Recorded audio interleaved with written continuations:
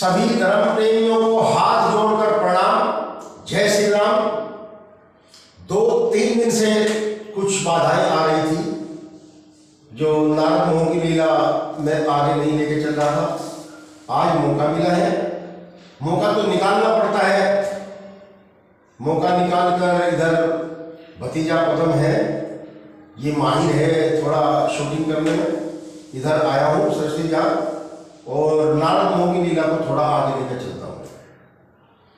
नारद जी ने कामदेव को जीत लिया और अहंकार हो गया कि अब मेरा साहस संसार में कोई देख नहीं सकता और मैं बहुत बड़ा ही कार्य किया है, और यह मैं वृतांत शंकर भगवान को सुनाता हूँ।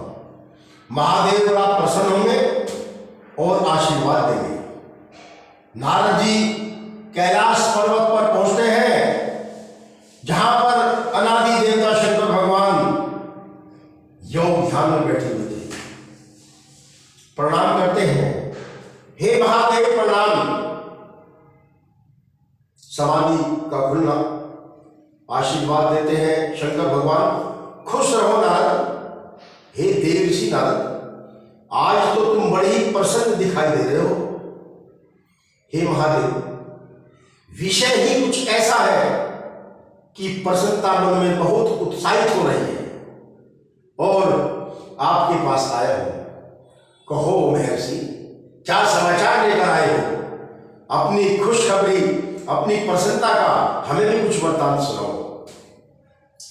हे घटघटवासी, आप तो सब कुछ जानते हो, त्रिलोकी के नाथ हो, फिर मैं आपको क्या बताऊं? नहीं नारद नहीं, हमें भी सुनाओ, आप प्रसन्न कैसे हो, क्या कारण है? हे महादेव, वो जो अभिमानी कामदेव जिसने एक बार आपको भी चुनौती दी थी और खाकर बैठ गया था, क्या किया कामदेव ने? कामदेव ने क्या उत्पाद मचाया नारद? अरे उसने हमारा ध्यान भंग करना चाहा। वो कैसे? हे महादेव, मैं मृतलोक में घूमने के लिए निकल गया था, हिमालय पर्वत की कंदराओं में। वहां का सुंदर स्थान, सुंदर जलवायु और सुगंधित वायु चल रही थी। नदी के वेग में आपकी आवाज साक्षात सुनाई दे रही थी। उस स्थान पर बैठकर कुछ योग साधना की मुझे उमंग हुई। फिर क्या हुआ? फिर हम ध्यान में लीन हो गए और ध्यान में इतने लीन हुए कि उस इंद्र का, स्वर्ग के अधिपति महाराजा इंद्र का इंद्रासन डोलने लगा, और उसने घबराकर जब देखा कि नारद हमारा इंद्रासन छीनना चाहता है, तो उसने कामदेव, रंभा, मेनका, उर्वशी आदि को भेजकर हमारा ध्यान भंग करना चाहा। फिर क्या हुआ? फिर आप जानते हो, हम भी तो नारद ठहरे, हम अपने ध्यान में लीन रहे। फिर अंत में कामदेव त्राहिमाम त्राहिमाम त्राहिमाम मेरे पैरों में गिरकर अक्षमा की भीख मांगने लगा। फिर क्या हुआ? फिर क्या? आप तो जानते हो हरि, आप तो शंकर भगवान जानते हो। मैंने उसको अक्षमा याचना कर दी, और अब देखिए भला, जब मैंने कामदेव को जीत लिया है, संसार में अब मुझसे बड़ा कोई योगी नहीं है। निसंदेह योगेश्वर, आप सही कह रहे हो, परंतु मैं एक आपको अपनी निजी सलाह देता हूं। यह समाचार विष्णु भगवान को मत सुनाना। क्यों? ठीक है, ठीक है, ठीक है, ठीक है। अब महादेव, मैं प्रस्थान करता हूं। ठीक है देवर्षि। नारद वहां से थोड़ा चलते हैं। शंकर भगवान कहते हैं कि नारद को अभिमान का अंकुर पैदा हो गया है, इसलिए अपने भक्त को सही रास्ते पर लेकर चलना चाहिए। अपने गणों को बुलाता है, हे मेरे गणों, हे मेरे गणों, जाओ नारद का पीछा करो और देखो नारद क्या करता है।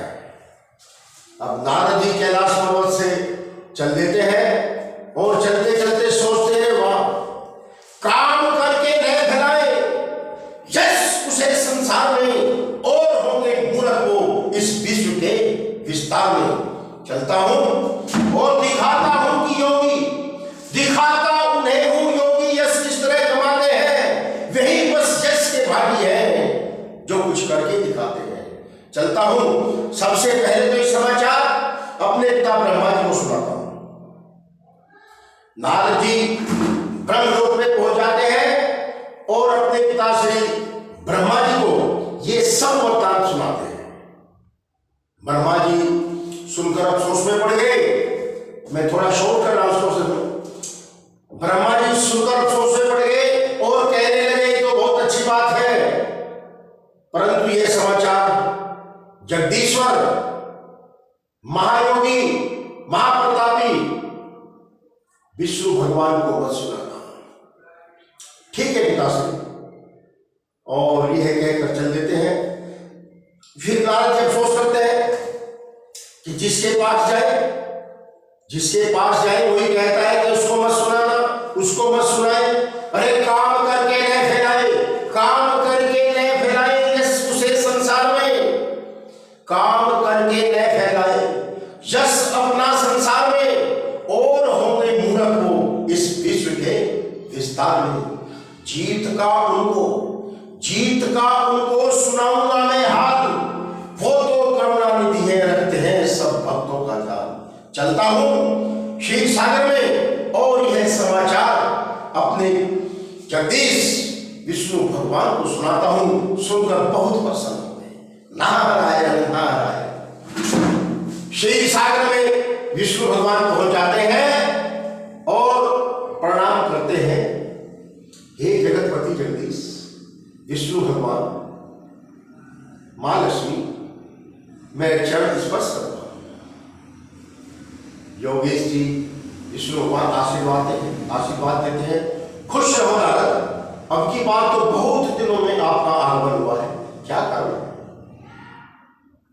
हे प्रभु, बस यूं ही विचरता फिर रहा था, घूमते घूमते आपकी याद आ गई, मन भी अति प्रसन्न है। सोचा कि आज विष्णु भगवान की माता लक्ष्मी से दर्शन करो।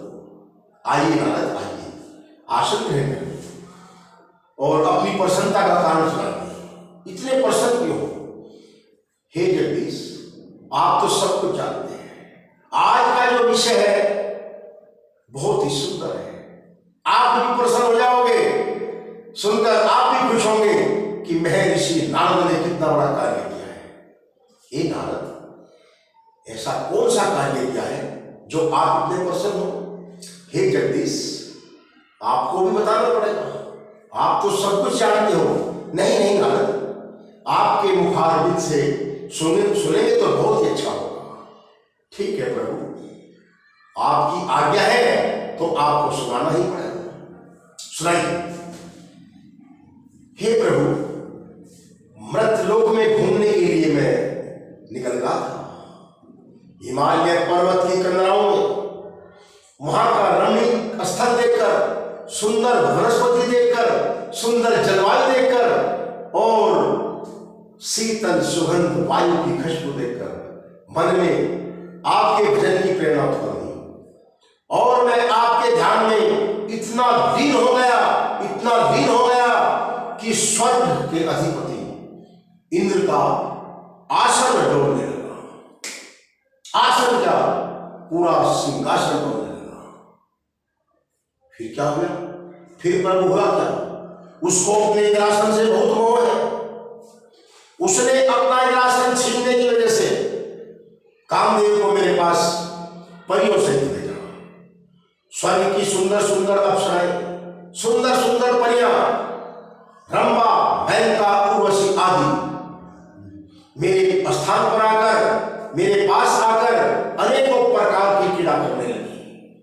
अनेकों प्रकार की वायु जो मन को मोहने वाली है, कामदेव ने भी छोड़ दी और सभी प्रकार के बाण चले।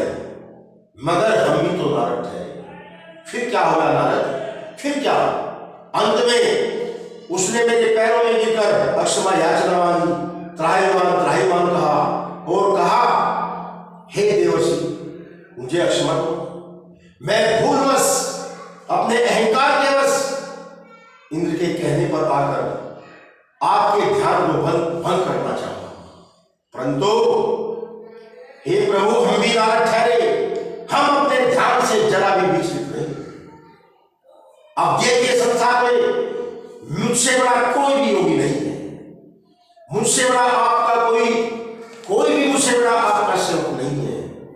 ठीक कह रहे हो मेरे से, आप बहुत ठीक कह रहे हो। यहां की आज की कथा यहीं पर समापन करते हैं।